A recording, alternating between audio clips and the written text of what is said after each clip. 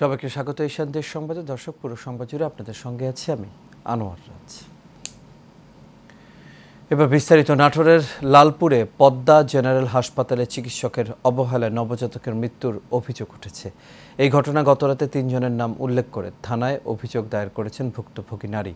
অভিযোগ সূত্রে জানা গেছে, গত 19 জুন বিকেল 4টার দিকে দক্ষিণ লালপুর এলাকার ফয়সাল খানের স্ত্রী জাহানারা খাতুনকে ওই হাসপাতালে ডাক্তার ফারজানা ইসলাম বিভার অধীনে ভর্তি করা হয়। পরে রাত 10টার দিকে নার্স ও আয়া মিলে সন্তান প্রসব করান। নবজাতকের অবস্থা আশঙ্কাজনক হলেও সেই সময় চিকিৎসক না থাকায় হাসপাতাল কর্তৃপক্ষ চিকিৎসা প্রদান করতে ব্যর্থ হয়। পরে হাসপাতাল কর্তৃপক্ষ নবজাতক শিশুটিকে রাজশাহীতে নিয়ে যেতে বলেন। পরের দিন সকালে রাজশাহী মেডিকেল কলেজ হাসপাতালে চিকিৎসাধীন অবস্থায় শিশুটি মারা যায়। স্বজনদের দাবি, হাসপাতাল কর্তৃপক্ষের অবহেলার কারণেই নবজাতকটির মৃত্যু হয়েছে। লালপুর থানার ওসি মনিরুজ্জামান বলেন, অভিযোগ পেয়েছি এবং এই বিষয়টি তদন্ত করে আইনানুগ ব্যবস্থা নেওয়া হবে। পরে কন্টাক্ট করার পরে বলছে কি যেমন যেমন করে উনি বলছে তেমন করে। পরে নার্স জান্নাতকে আমরা বলছি, আপু আপনি কি ডেলিভারি করাবেন? বলছে যে বিভা ম্যাডাম নেই, আমাকে বলে গেছে আমাকেই করাইতে হবে। সাগর থেকে মাছ ধরে পটুয়াখালীর রাঙামালী উপজেলার চর মোস্তাঞ্জ ঘাটে এসে ট্রলার ভেড়ানোর সময় বুড়া গৌরঙ্গাও নদীতে পড়ে গিয়ে আল আমিন নামের এক জেলে নিখোঁজ হয়েছেন। সকাল 9টার দিকে এই দুর্ঘটনাটি ঘটে। নিখোঁজ আল আমিন গলাচিপা উপজেলার চর বিশ্বাস ইউনিয়নের উত্তর চর বিশ্বাস গ্রামের বাসিন্দা। তার বাবার নাম সিরাজ খান। জানা গেছে, 5 দিন আগে সমুদ্রে মাছ ধরতে যায় চর মোন্তাজ ইউনিয়নের উত্তর চর মোন্তাজ গ্রামের আসাদুল পেদার মালিকানাধীন এমবি আসাদুল নামের এই জেলে ট্রলারটি মাছ ধরা শেষে সকাল 9টার দিকে ট্রলারটি চর মোন্তাজ ঘাটে পৌঁছায়। ঘাটে ভেড়ানোর সময় ট্রলার থেকে অসাবধানবশত নদীতে পড়ে গিয়ে জেলে আল আমিন নিখোঁজ হন। সুনামগঞ্জের সীমান্ত এলাকায় অভিযান চালিয়ে বিপুল পরিমাণ ভারতীয় শাড়ি ও 8টি গরু সহ প্রায় 65,12,000 টাকা মূল্যের চোরাই পণ্য জব্দ করেছে বিজিবি। ভোররাতে 28 বিজিবির অধীনস্থ আশাউড়া ও বাগানবাড়ি বিওপি কর্তৃক অভিযান চালিয়ে এসব পণ্য জব্দ করা হয়। দুপুরে এক সংবাদ বিজ্ঞপ্তির মাধ্যমে এই বিষয়টি নিশ্চিত করেছেন সুনামগঞ্জ 28 বিজিবির অধিনায়ক লেফটেন্যান্ট কর্নেল AKM জাকারিয়া কাদের। তিনি জানান, গোপন সংবাদের ভিত্তিতে আশাউড়া ও বাগানবাড়ি বিওপির পৃথক অভিযানে 516 পিস ভারতীয় শাড়ি ও 8টি গরু আটক করা হয়। এ সময় চোরাচালানে জড়িত কাউকেই আটক করা সম্ভব হয়নি বলে জানান তিনি।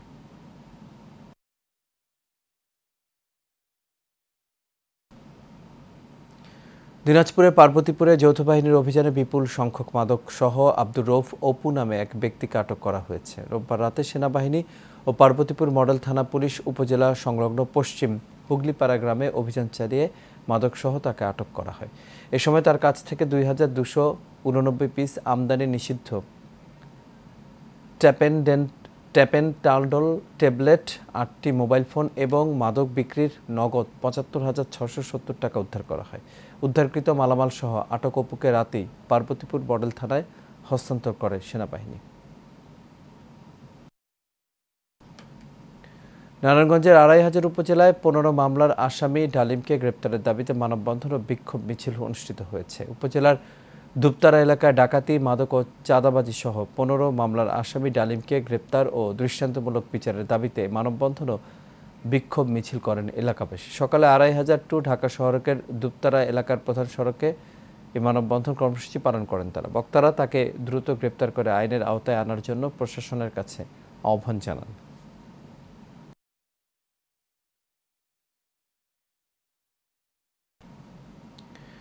ঠাকুরগাঁয়ের রানী সংকৈলে একটি স্বতন্ত্র ইবতেদায়ী মাদ্রাসার প্রধান শিক্ষকের বিরুদ্ধে নিয়োগ বাণিজ্যের অভিযোগ উঠেছে। প্রধান শিক্ষকের দাবিকৃত টাকা পরিশোধ না করায় চাকরি হারাতে হয়েছে বলে দাবি ভুক্তভোগী সহকারী শিক্ষিকার। তিনি জানান, অবৈধভাবে তার নিয়োগ বাতিল করে মাদ্রাসা থেকে বের করে দেওয়া হয়েছে। এ বিষয়ে ঠাকুরগাঁও জেলা প্রশাসক ও উপজেলা নির্বাহী কর্মকর্তা বরাবর অভিযোগ দায়ের করলেও মিলছে না কোনো প্রতিকার। এতে হতাশার মধ্যে রয়েছেন সহকারী শিক্ষিকা আরজিনা খাতুন ও তার পরিবার। সরকারি জাতীয়করণ হওয়ার কার্যক্রম কথা হয়, এই সুবাদে আব্দুর রহমান এবং সভাপতি আমার কাছে 10 লাখ টাকা দাবি করে এবং আমি দিতে এটা অস্বীকার করলে সভাপতি এবং আব্দুর রহমান সুপার, যিনি আমাকে হুমকি দেয় এবং আমাকে হাজিরা খাতায় সই করতে দেয় না। ওর সাথে গালাগালি করছে, অপব্যবহার করছে, এই জন্য ওকে আর রাখবে না। বের করে দেওয়ার মতো কোনো বিধান আছে আপনি বলবেন? আমি বলতে পারবো না। এই যে নবায়নে ওর নাম আউট করে দিচ্ছে যখন গালাগালি হয়। কোনো অনিয়মের সাথে কেউ যদি জড়িত থাকে বিধি মোতাবেক, সরকারি বিধি মোতাবেক ব্যবস্থা যথাযথ কর্তৃপক্ষের মাধ্যমে এটি গৃহীত হবে। নির্বাচন নিয়ে যে ধোঁয়াশা ছিল সেটি কেটে গেছে বলে মন্তব্য করেছেন বিএনপির কেন্দ্রীয় নির্বাহী কমিটির স্বেচ্ছাসেবক বিষয়ক সম্পাদক মীর শরফত আলী সপু। দুপুরে স্যার জগদীশ চন্দ্র বসু ইনস্টিটিউশন ও কলেজে বিএনপির ভারপ্রাপ্ত চেয়ারম্যান তারেক রহমানের সহধর্মিণী প্রখ্যাত চিকিৎসক ডাক্তার জুবাইদা রহমানের জন্মদিন উপলক্ষে বৃক্ষরোপণ কর্মসূচি শেষে সাংবাদিকদের এই কথা বলেন তিনি জানান, তারেক রহমান ও ডক্টর ইউনূসের সাম্প্রতিক বৈঠকের পর আগামী নির্বাচন নিয়ে দেশের মানুষ আশার আলো দেখছে। দেশে ফ্যাসিস্ট শাসনের অবসান হলেও তাদের দোসররা এখনও সক্রিয় বলে সতর্ক করেন মীর শরফত আলী সপু।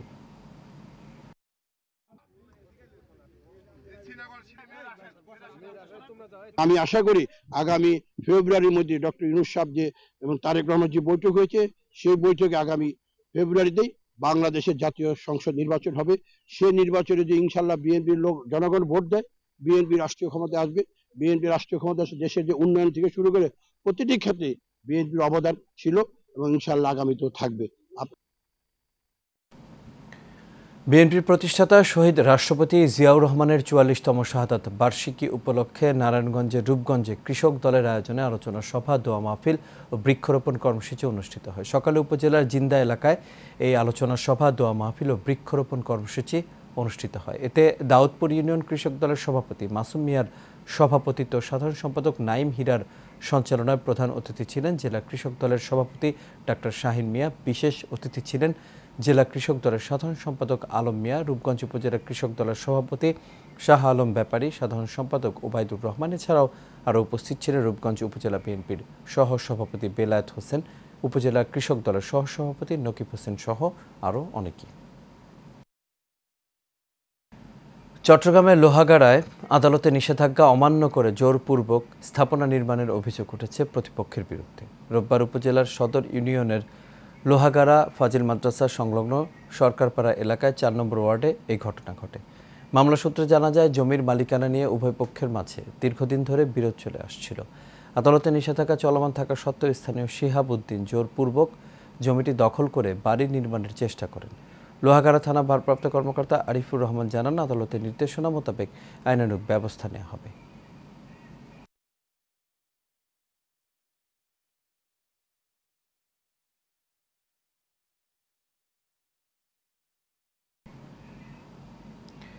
গাজীপুরের কালিয়াকৈরে বিএনপির নতুন সদস্য সংগ্রহ নবায়ন ফর্ম বিতরণ করা হয়েছে। উপজেলা ও পৌর বিএনপির যৌথ উদ্যোগে কেন্দ্রীয় কমিটির সিদ্ধান্তে এই ফর্ম বিতরণ করা হয়। উপজেলা পুরাতন বাসস্ট্যান্ড মডেল মসজিদ সংলগ্ন এলাকায় এই অনুষ্ঠানের বক্তব্য রাখেন বিএনপির ঢাকা বিভাগের সাংগঠনিক সম্পাদক কাজী সাইদুল আলম বাবুল, কালিয়াকৈর উপজেলা বিএনপির সাবেক সভাপতি ভিপি মোহাম্মদ হেলাল উদ্দিন, বাংলাদেশ সড়ক পরিবহন ও শ্রমিক ফেডারেশনের সম্পাদক হুমায়ুন কবির খান, কালিয়াকৈর পৌরসভার সাবেক মেয়র মোহাম্মদ মুজিবুর রহমান সহ আরও অনেকেই।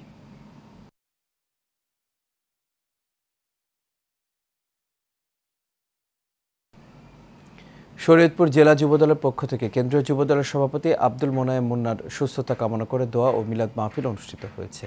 জেলা যুবদলের সভাপতি পদপ্রার্থী অতিরিক্ত পিপি মৃধা নজরুল কবিরের সভাপতিত্বে রোববার বিকেল 5:30টার দিকে যুবদলের জেলা কার্যালয়ে এই দোয়া মাহফিলের আয়োজন করা হয়। এ সময় উপস্থিত ছিলেন এপিপি বিএম মনোয়ার হোসেন, সদর উপজেলা যুবদলের সাধারণ সম্পাদক ও নজরুল ইসলাম তালুকদার, শরীয়তপুর জেলা জিয়া সাইবার ফোর্সের সভাপতি অ্যাডভোকেট মিজানুর রহমান বাবু সহ দলীয় নেতাকর্মীরা।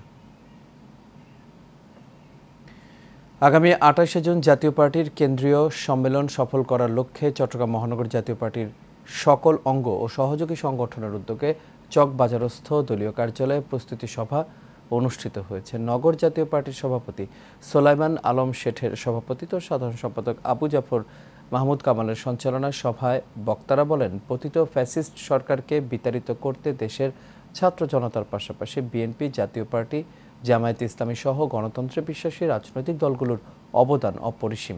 আগামীতে বাংলাদেশের গণতান্ত্রিক সরকার প্রতিষ্ঠা করতে 28 জুন জাতীয় পার্টির 10ম জাতীয় সম্মেলনকে সফল করার আহ্বান জানান বক্তারা। দেশকে প্রত্যাশিত সমৃদ্ধির দিকে এগিয়ে নিতে যুব সমাজকে আহ্বান জানিয়েছেন ইসলামী ফ্রন্টের চেয়ারম্যান আল্লামা এম মতিন। ইসলামী যুব সেনা চট্টগ্রাম উত্তর জেলার ৪২তম প্রতিষ্ঠা বার্ষিকী উপলক্ষে যুব সমাবেশে তিনি এই আহ্বান জানান। যুব সেনা মহানগর জেলার সভাপতি মোহাম্মদ আলমগীর ইসলামের সভাপতিত্বে অনুষ্ঠিত যুব সমাবেশে ওয়াহিদুল আলম, ইশতিয়াক রেজা, সরোয়ার ও ফারুক হোসেনের সঞ্চালনায় স্বাগত বক্তব্য রাখেন প্রস্তুতি কমিটির আহ্বায়ক মোহাম্মদ আমানুল্লাহ আমান। উদ্বোধক ছিলেন আহলে সুন্নাত ওয়াল জামায়াতের চেয়ারম্যান আল্লামা কাজী মঈনুদ্দিন আশরাফি। বিশেষ অতিথি ছিলেন কো চেয়ারম্যান সৈয়দ অসিউর রহমান আল কাদরি সহ আরও অনেকে। চট্টগ্রামে পবিত্র ঈদে গাদির ও ঈদে মোবাহেলা শুভেচ্ছা মোবারক অনুষ্ঠিত হয়েছে। প্রেস ক্লাবের জুলাই বিপ্লব স্মৃতি হলরুমে আল হাদি আল নাজিব ফাউন্ডেশনের উদ্যোগে আয়োজিত অনুষ্ঠানে গাদির উদযাপন কমিটির আহ্বায়ক মাওলানা মোহাম্মদ আমজাদ হোসেনের সভাপতিত্ব ডাক্তার কামরুল হাসান ইমামির সঞ্চালনায় অতিথি হিসেবে আরও উপস্থিত ছিলেন চট্টগ্রাম বিশ্ববিদ্যালয়ের ফার্সি ভাষা ও সাহিত্য বিভাগের সহযোগী অধ্যাপক ডক্টর মোহাম্মদ নুর আলম, আল হাদি আল নাজিব ফাউন্ডেশনের সেক্রেটারি জেনারেল মাওলানা মোহাম্মদ মেরাজুল ইসলাম সহ আরও অনেকে।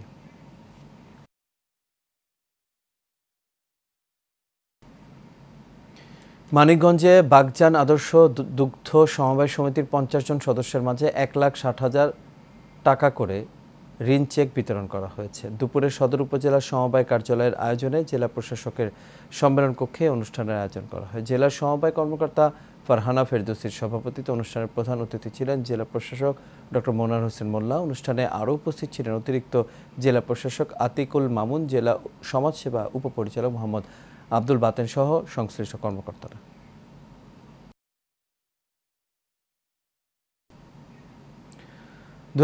সালের এইচএসসি পরীক্ষার্থীদের বিদায়ী অনুষ্ঠান উপলক্ষে ফটিকছড়ির প্রফেসর কুতুবউদ্দিনের আইসিটি প্রাইভেট ব্যাচের শিক্ষার্থীদের মাঝে শিক্ষা সামগ্রী বিতরণ করেছে লিম ফাউন্ডেশন বাংলাদেশ। অনুষ্ঠানে অতিথিরা শিক্ষার্থীদের ভবিষ্যৎ পথ চলায় সাফল্য কামনা করেন এবং লিম ফাউন্ডেশনের এই মহতী উদ্যোগকে স্বাগত জানান। ফাউন্ডেশনের চেয়ারম্যান লন্ডন প্রবাসী মাসুদুর রহমানের পক্ষ থেকে জানানো হয়, শিক্ষা ও মানবিক উন্নয়নে কাজ করাই তাদের প্রধান লক্ষ্য এবং ভবিষ্যতে এই ধরনের কার্যক্রম অব্যাহত থাকবে। অনুষ্ঠানের প্রধান অতিথি ছিলেন হাটহাজারী উপজেলা স্বাস্থ্য কমপ্লেক্সের consultant doctor Mohammad Rasel.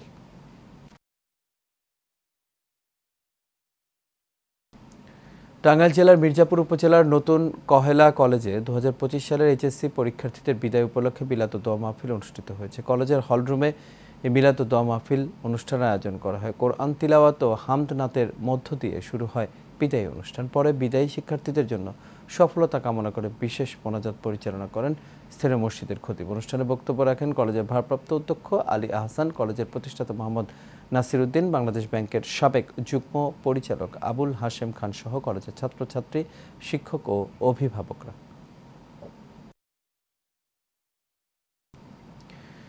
Bangladesh scout programme বিভাগের ব্যবস্থাপনায় ও টাঙ্গাইলের ঘাটাইল উপজেলা স্কাউট শাখার আয়োজনে ক্লাব কার্নিভাল ২০২৫ অনুষ্ঠিত হয়েছে। সকালে ঘাটাইল এসই পাইলট বালিকা উচ্চ বিদ্যালয় মাঠে আয়োজিত অনুষ্ঠানের উদ্বোধন করেন ঘাটাইল উপজেলা নির্বাহী অফিসার মোহাম্মদ আবু সাইদ। এ সময় আরও উপস্থিত ছিলেন উপজেলা মাধ্যমিক শিক্ষা অফিসার মোহাম্মদ শফিকুল ইসলাম, শিক্ষা অফিসার মোহাম্মদ রাফিউল ইসলাম, জেলা সহকারী ট্রেনার মোহাম্মদ হেলাল উদ্দিন, উপজেলা স্কাউটসের কমিশনার আবুল কালাম আজাদ সহ আরও অনেকে।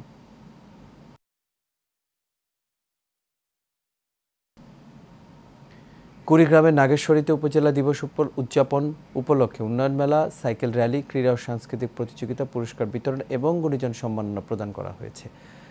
RDRS বাংলাদেশের আয়োজনে সমৃদ্ধি কর্মসূচির আওতায় এবং PKSF এর সহযোগিতার ভিতরবন্দ ইউনিয়ন পরিষদ মাঠে এর আয়োজন করা হয়।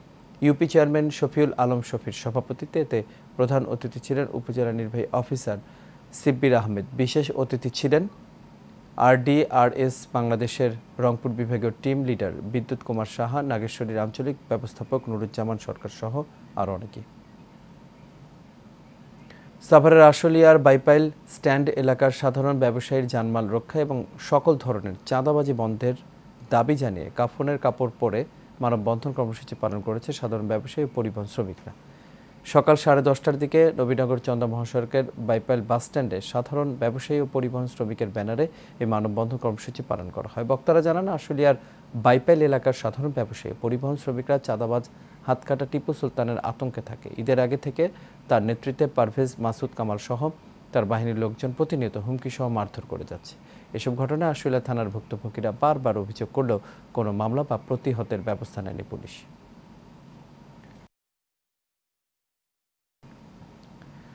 খাগড়াছড়ির মাটিরাঙ্গা সেনা জোন কর্তৃক প্রত্যন্ত অঞ্চলের জনসাধারণের মাঝে মানবিক সহায়তা ও বিনামূল্যে চিকিৎসা সেবা প্রদান করা হয়েছে।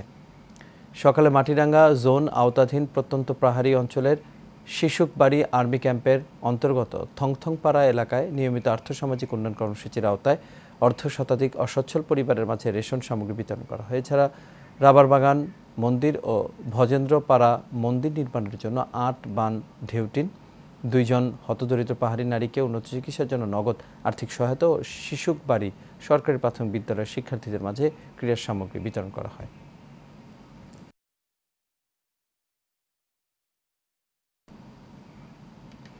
দর্শক, এই ছিল আমাদের এখনকার আয়োজন। আমাদের পরবর্তী সংবাদ দেখার আমন্ত্রণ রইল। এতক্ষণ সাথে থাকার জন্য সবাইকে ধন্যবাদ।